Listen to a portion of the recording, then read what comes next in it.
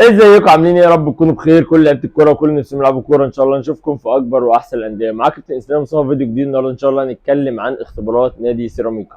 نادي سيراميكا من اهم الانديه اللي بتعمل اختبارات، وناس كتير قوي بتحب اختبارات نادي سيراميكا. نادي سيراميكا عامل اختبارات في كل محافظات مصر، هيبتدي من محافظات معينه، هيبتدي ينتقل لكل محافظات مصر باذن الله. هنتكلم عن كل تفاصيل الاختبارات، وهنتكلم عن قطاع الناشئين، وهنتكلم عن امكانيات النادي، وهنتكلم عن كل حاجه تخص اختبارات نادي سيراميكا. بس قبل ما تبتدي الفيديو، لو انت اول مره تتفرج عليا ولسه ما اشتركتش في القناه، انزل دلوقتي حالا اعمل اشتراك في القناه، ولو مشترك بالفعل ما تنساش تدينا لايك كده للفيديو ده، حافظ عشان اسوي لكم فيديوهات كتير الفتره الجايه. ما تنساش تعمل لي فولو على الانستجرام. ومن غير كتير يلا بينا نبتدي الفيديو، يلا بينا.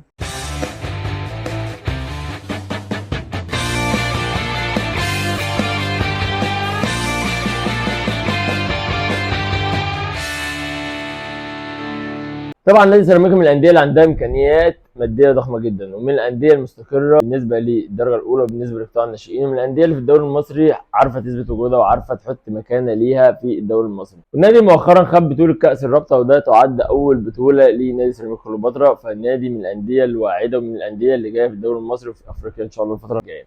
هنتكلم عن قطاع الناشئين. قطاع الناشئين طبعا من اقوى قطاعات الناشئين، بيعمل اختبارات، ولازم تبقى مقتنع ان كل نادي حاليا عنده قطاع الف وقطاع ب. قطاع الف ده طبعا قطاع الناشئين بيبقى من غير مقابل مادي وبيصرف عليه، وفي بعض اللعيبه بتعمل لها عقود، وفي بعض اللعيبه بتاخد مقابل مادي، يعني هي اللي بتاخد مش النادي اللي بياخد. وعندك قطاع ب. قطاع ب ده بيبقى استثماري، اللعيب بيدفع مقابل مادي ان هو يتأيد في بيه وبيدخل مسابقه غير المسابقه بتاعت الف، فبيدفع فلوس مقابل ان هو يقيد ويطلع له كارنيه ويلعب في نادي سيراميكا. فدايما انا بنصحكم دايما ما تروحوش الانديه الكبيره لقطاع ب.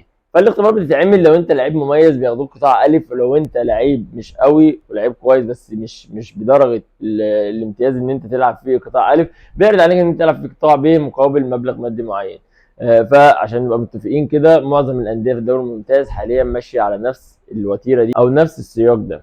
فانت لو ما اتقبلتش هيتعرض عليك فلوس، ولو اتقبلت هتنضم للقطاع بدون اي مقابل مادي، ويمكن انت كمان تاخد فلوس لو انت سنك كبير وتعمل لك عقد لو انت من اللعيبه المميزين جدا. فنادي سيراميكا عامل اختبارات في محافظات مصر كلها. هيبتدي ان شاء الله في محافظه الدقهليه، المواليد المطلوب من 2003 لحد 2016، من 2003 لحد 2016 سعر الاستماره 100 جنيه. هيبقى على ملعب شماس بعد استاد بني عبيد، ملعب شماس بعد استاد بني عبيد في محافظه الدقهليه. ده بالنسبه لاول محافظه. الفترات الجايه هبتدي اقول لكم محافظات تانية واماكن تانية، زي ما كنت بعمل مع انديه كتير بتعمل اختبارات في المحافظات. بفضل كل فتره لو طلع محافظه جديده او عرفت مواعيد محافظات جديده بفضل اقول لكم، لان معظم اللي بيتابعني من كل محافظات مصر، فبحاول ان انا اوفر لك اختبارات لحد عندك. الحمد لله ناس كتير بتنجح عن طريق فيديوهاتي، والحمد لله ناس كتير بتروح الاختبارات وبيبقى في توفيق معاه، والناس ما بتبقاش موفقه باذن الله نصيبها تبقى في انديه تانية. لو من الناس اللي نجحت فرحني، اكتب في الكومنتات، هتدي امل وهتدي دفعه للناس الباقيه، الناس اللي عندها يأس، الناس اللي هي حاسه ان هي مفيش امل من الاختبارات. لا، في بعض الناس بتنجح وبعض الناس بتقبل، فخلي عندك ايمن دايما اسعى واتعب واجتهد وربنا يوفقك في الاخر. اوكي، خلصنا فيديو النهارده. لو محتاج اي حاجه اكتب لي في الكومنتات تحت، او اعمل لي فولو على الانستجرام وكلمني ان شاء الله ارد عليك على طول. يا رب اكون استفدت. كان معاك كابتن اسلام مصطفى من قناه يوميات لعب كره القدم. اشوفكم في فيديو جديد، والسلام عليكم.